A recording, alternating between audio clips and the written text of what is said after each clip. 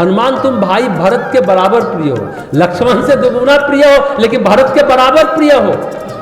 भगवान का साथ मिले, सानिध्य मिले, सुवास मिले, वहां कौन रहना नहीं चाहे। ज्ञानी जन की तो और ललक होती है, लेकिन भरत को क्या कहा, तुम जाओ नरक में रहो।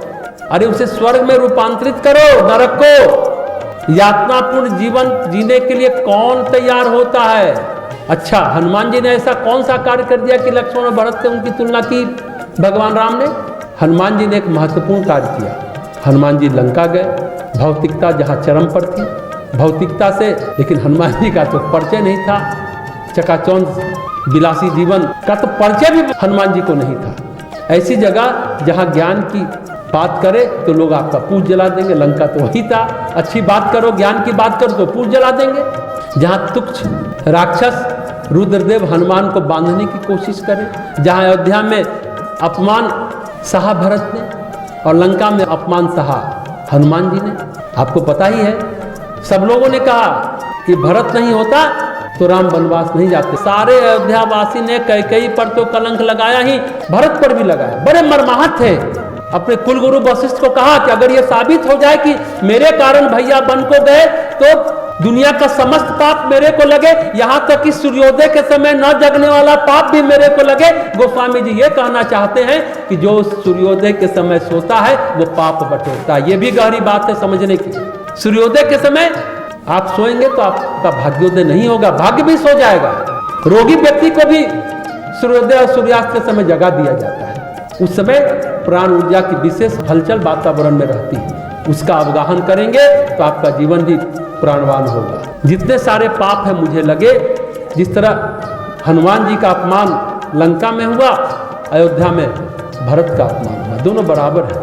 गहन अपमान सहकर हनुमान जी ने लंका को परिवर्तित कर दिया। रावण राज्य गया, विभीषण राज्य कायम हुआ। ये बड़ा काम हनुमान जी ने किया। नरक को स्वर्ग बनाना कठिन कार्य है। जो आत्मलोक का विस्तार करे, जो तपश्चर्या की आभा चारों दिशा में फैला दे, जो प्रत्येक के मन में राम को बिठा दे, कठिन काम है।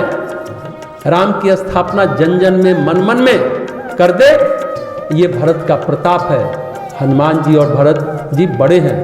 राम नाम का प्रचार श्रद्धावानों के बीच करना आसान है, और राम राक्षसों के बीच कोई राम नाम का प्रचार कर सकता है क्या? नहीं कर सकता। जहाँ राक्षस वृत्तियाँ राज करती है वहाँ पर हनुमान जी ही कर सकते हैं ऐसा काम। हनुमान जी और भरत जी राम कथा के महान संत हैं, महानतम संत हैं। भरत जी भी संत हैं, भरत जी वैद्य भी हैं। रामचरितमानस में जिन वैद्य की चर्चा है ना, वैद्य के रूप में वशिष्ठ जी की भी चर्चा है। हनुमान जी तो वैद्य के रूप में है ही, उनकी चर्चा है।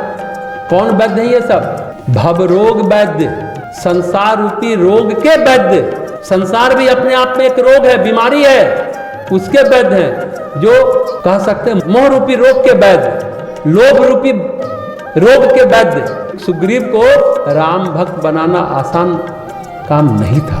जो काम वासना में जुटा रहता था, मन में बहुत मलिनता थी। जैसे ही भगवान राम ने बाली को मारा, बाली मरे, छूटते ही बाली की पत्नी को अपना लिया, अपनी पत्नी बना लिया। जबकि भगवान ने कहा था अंगद को साथ लेकर राज्य करना, अंगद सहित करो तुम राजू, यानी राज करना अंगद के साथ। जबकि बाली पुत्र अंगद को भगवान राम ने युवराज पद पर आसीन करा दिया था, और सुग्रीव को राजपद पर। ऐसा नहीं कि सुग्रीव का बेटा युवराज पद पर आसीन होगा। यही न्याय राम का है और यही राम की महिमा है, यही उनकी मर्यादा है। ऐसे मलिन मन सुग्रीव के मन में, उसके कंठ में राम बिठा देना बड़ी बात है।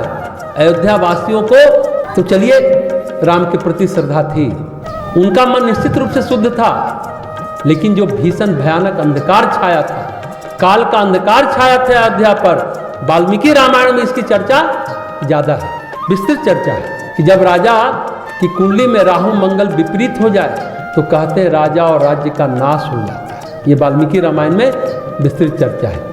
ये दशरथ कहते हैं मेरी कुंडली में ये दुर्योग आ गया है। अपने कुलगुरु वशिष्ठ को कह रहे हैं दशरथ, क्योंकि राम के वियोग में शरीर त्याग चुके थे, बड़े बड़े लोग ढह गए थे, विवेक सूझ नहीं रहा था। ऐसे काल का ग्रास बने अयोध्या में फिर से पुण्य का प्रकाश, भक्ति का प्रकाश, तप का प्रकाश, महिमा का प्रकाश, ज्ञान का प्रकाश प्रसारित करना था। उसे प्रसारित कर देना और सामूहिक रूप से तपश्चर्या में लग जाना और सबको लगा देना, ये भरत जी की महिमा है।